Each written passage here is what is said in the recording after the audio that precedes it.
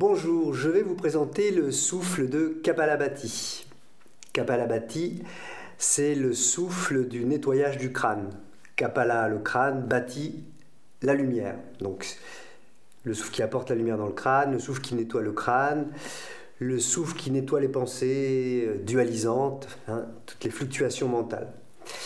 Le souffle de Kapalabhati, qui est un souffle très important dans le yoga, comporte, on va dire, deux étapes, deux phases, ou en tout cas deux souffles très clairement séparés.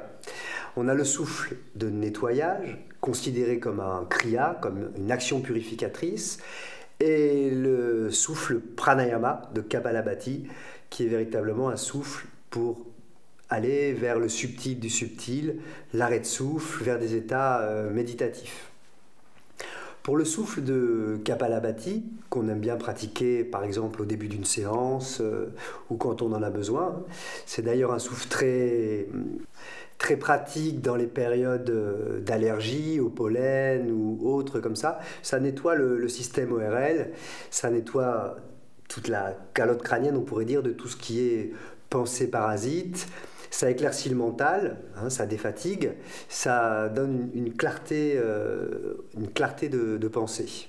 Alors ce souffle, c'est un soufflet rapide, abdominal, pratiquement comme Bhastrika, comme le soufflet du forgeron. La grosse différence, c'est que le soufflet du forgeron, on a l'inspiration et l'expiration active, comme un soufflet de forge. Le Kapalabhati, on va avoir que l'expiration active. Donc le Bhastrika, ça ferait plutôt... On gonfle, on rétracte activement.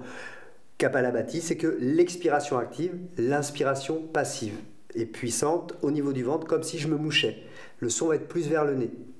Bhastrika, plus vers la gorge. Donc là, on est vraiment là. Et à chaque expiration, je vais prononcer le son Om comme pour... karchériser les pensées, évacuer les pensées, les dissoudre, remplacer par du son, un son Om qui remplace les pensées ordinaires. Je vous montre une fois. Donc je monte les yeux et en haut je vais converger les yeux en un point et c'est là que je vais prononcer le son Om. En même temps j'étire la colonne, je tourne les paumes des mains vers le ciel, le geste de la connaissance, les bras tendus ou les bras complètement pliés, on a le choix. Et je vais trouver l'immobilité. En même temps, je vais essayer de trouver un sourire intérieur et en même temps un sourire sur le visage.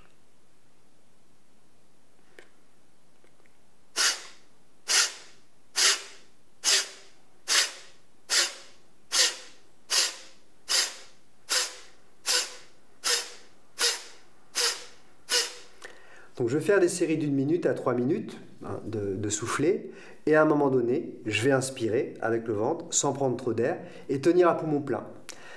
Vous aurez noté aussi que je monte les sourcils pour maintenir les yeux vers le haut, plus haut, parce qu'on essaye de monter les yeux au plus haut vers la racine des cheveux, le geste de Shambhavi Mudra. Et j'essaye de garder cette stabilité. Plus je vais monter les sourcils, plus ça va m'aider. Donc après 1 minute, 3 minutes, je fais une petite rétention à poumon plein. Pendant la rétention à poumon plein, une précision aussi, le son Om qui était fractionné pendant le soufflet devient continu pendant la rétention de souffle. Et on va visualiser que ce souffle, la lumière, remplit tout le crâne, bien au-delà des limites physiologiques. Un peu comme si la voûte crânienne, c'était la voûte céleste, et mon souffle, ma présence, le Om remplit tout l'espace en haut. Et je plonge là-dedans.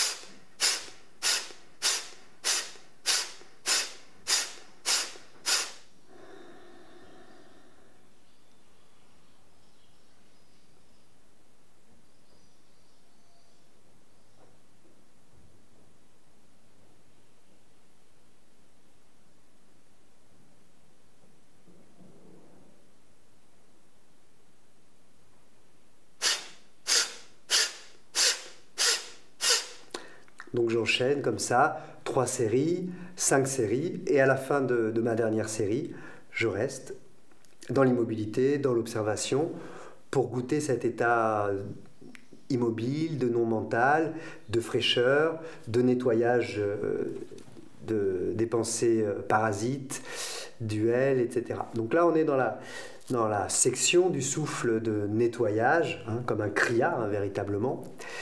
D'ailleurs, c'est un souffle qui est utilisé vraiment pour nettoyer le nez aussi, hein, pour mieux respirer dans les autres souffles. Quand on décline ce souffle de manière plus subtile, on appelle ça donc le Kapalabhati, le pranayama, Kapalabhati. À ce moment-là, je vais devenir beaucoup plus subtil sur mon souffle et faire des séries plus longues. Hein, les séries vont aller peut-être de 3 à 5 minutes et je vais faire au moins 3 séries ou 5 séries. À ce moment-là, le ventre sera encore plus tenu entre le pubis et le nombril. Je vais un peu mieux le plaquer encore pour respirer véritablement que dans la partie haute du ventre, entre le nombril et le sternum. Pas du tout dans la poitrine. La poitrine doit rester complètement immobilisée. Relevée, mais immobile. Je vais vous montrer une petite série.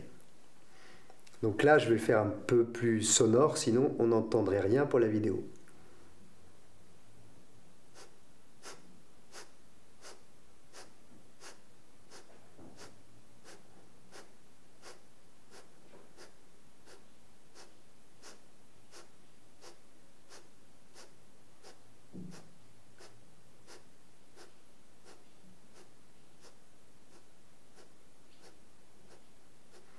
Donc je continue ce souffle pendant quelques minutes et à un moment donné, je vais suspendre le souffle, un arrêt, on pourrait presque dire spontané, surprenant.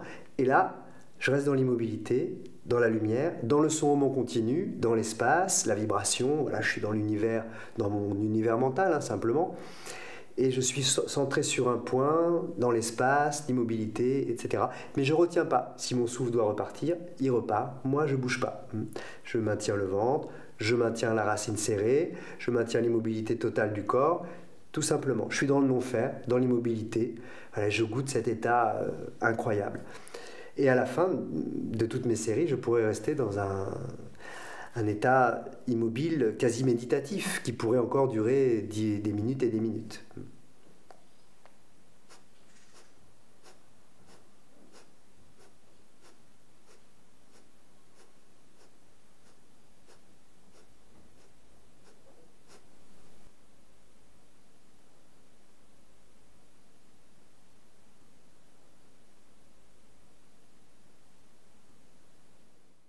Voilà pour ce souffle de Kapalabhati. Donc quand on finit nos séries, on est vraiment dans cette saveur, dans ce plaisir de l'instant. Voilà, on est complètement dans l'instant. Quand il n'y a plus de pensée ordinaire, on est dans un état de présence simple, lumineux et vraiment savoureux. Merci et à bientôt.